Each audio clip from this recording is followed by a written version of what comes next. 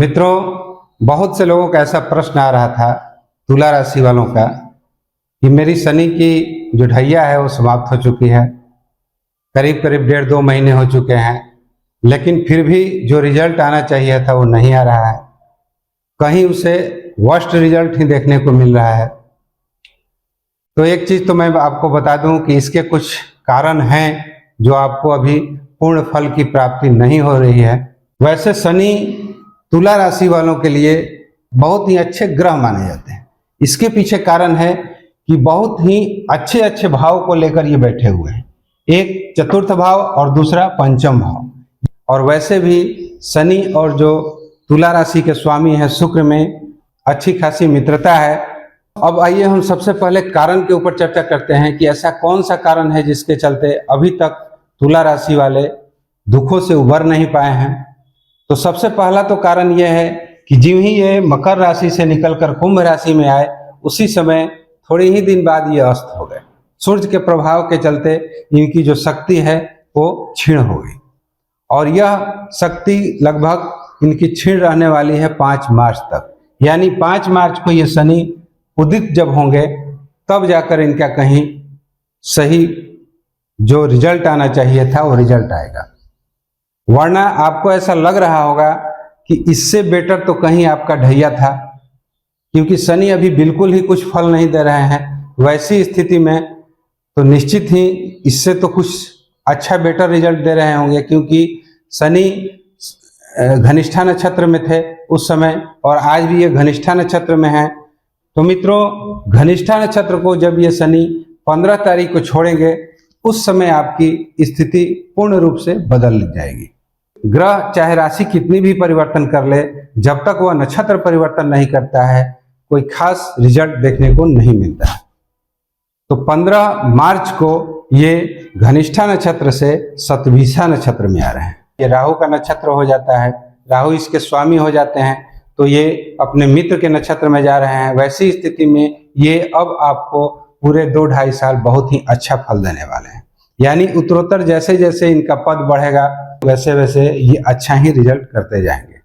अभी तक जो नहीं देने का कारण था, मुख्य कारण था कि ये सूर्य के प्रभाव से अस्त हो गए थे, जो ये 5 तारीख को उदय हो रहे हैं। और दूसरा, नक्षत्र को परिवर्तन नहीं किया था।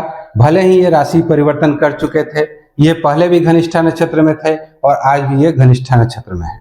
तो जब तक ये अपना नक्षत्र परिवर्तन नहीं करेंगे तब तक आपको कोई खास फर्क देखने को नहीं मिलेगा। तो 15 मार्च का आप इंतजार कीजिए। 15 मार्च के बाद ये बिल्कुल सही हो जाएंगे और जो इनको रिजल्ट देना चाहिए था वो रिजल्ट आपको देंगे, क्योंकि शनि आपके लिए बहुत ही अच्छे ग्रह हैं।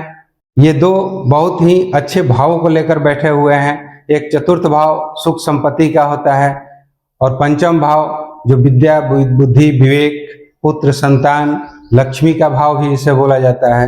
अतः इन सारे चीजों में आपको कहीं ना कहीं बेनिफिट नजर आएगा।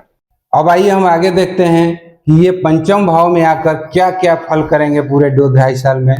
तो मित्रों, मैं स्पष्ट रूप से कहना चाहता हूं कि जो व्यक्ति लव रोमांस में होंगे उनके लिए ये समय बहुत ही बेटर है। अगर उनका कहीं प्यार खो गया है या शादी की उम्र के हैं, कहीं पर लव रोमांस वगैरह के चक्कर में हैं, तो ये चीज इनको अब प्राप्त होने वाली है।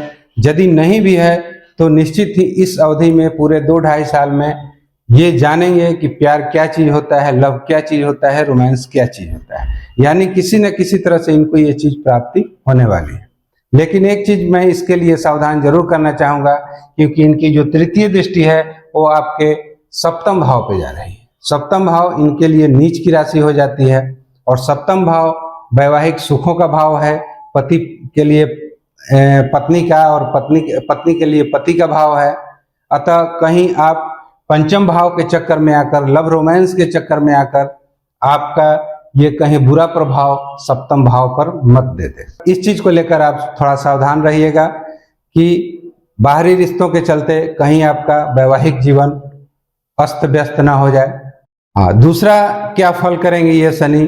जो लोग विद्यार्थी हैं, परीक्षा वगैरह दे रहे हैं, कॉम्पिटिटिव एग्जाम वगैरह की तैयारी कर रहे हैं, तो वैसे लोगों के लिए ये समय बहुत ही बेहतर है।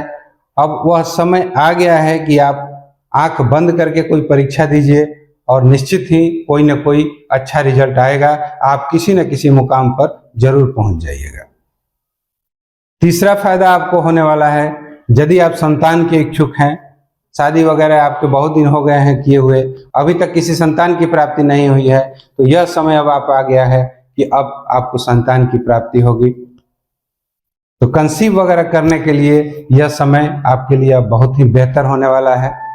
तो तुला राशि वालों, मैं यही कहना चाहूँगा कि आप थोड़ा सा समय को लेकर निराश ना हो, क्योंकि जब समय परिवर्तन करता है तो धीरे धीरे करता है और धीरे धीरे ही कुछ अच्छा होता है। तो इतना आप मान लीजिए कि आने वाला समय 2-2.5 साल, मैं आगे की तो बात नहीं कर रहा हूँ, लेकिन आने वाला समय जो 2-2.5 साल है वो आपके लिए बहुत ही बेहतरीन गुजरने वाला है। अब मित्रों, आइए हम बृहस्पति के ऊपर चर्चा करने हैं कि बृहस्पति क्या कुछ देंगे इनको। तो मित्रों, बृहस्पति ये आपके तृतीय भाव के स्वामी हो जाते हैं और ये आपके षष्ठम भाव के स्वामी हो जाते हैं। तो किसी भी रूप से बृहस्पति आपके लिए अच्छे ग्रह नहीं माने जाते हैं।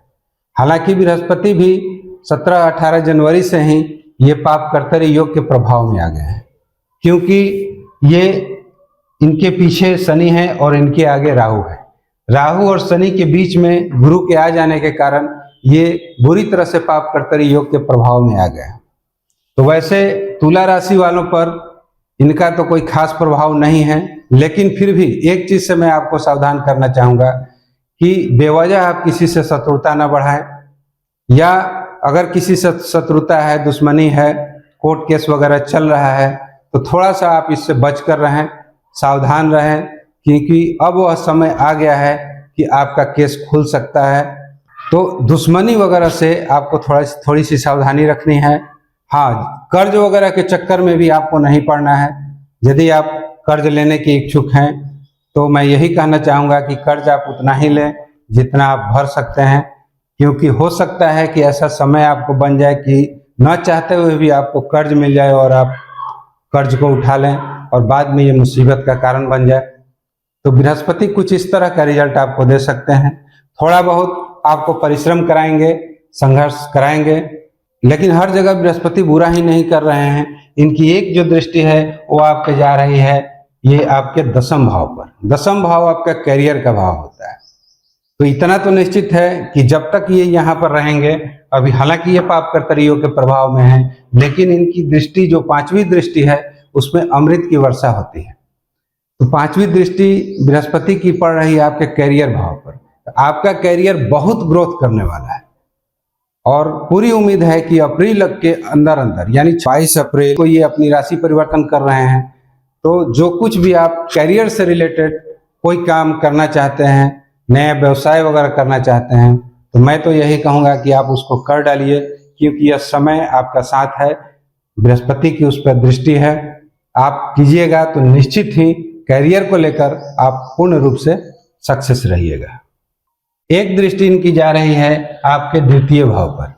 मित्रों, द्वितीय भाव धन का भाव होता है, परिवार का भाव होता है।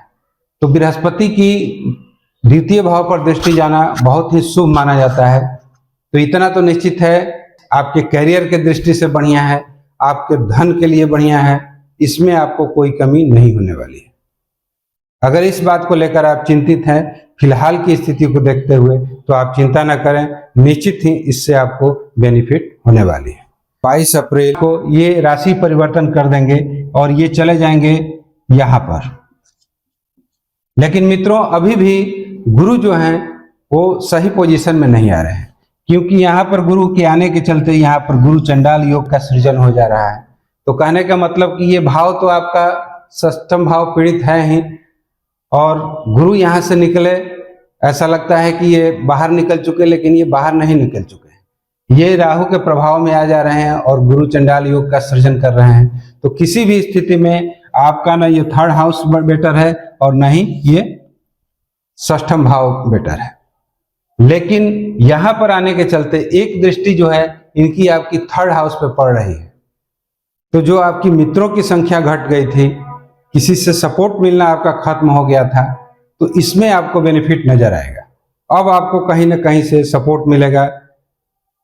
पड़ोसियों से अगर कोई वाद विवाद था तो वह विवाद भी आपका हल हो जाएगा। बाकी और दृष्टियों की मैं चर्चा नहीं कर रहा हूँ, मुख्य रूप से जो दृष्टियां थी, जो कारगर थी, उसके बारे में मैंने बता दिया। तो मित्रों, आज के लिए इतना ही। यदि मेरा कंटेंट अच्छा लगे तो कृपया लाइक, शेयर और सब्सक्राइब जरूर करें। Thanks for watching. नमस्कार।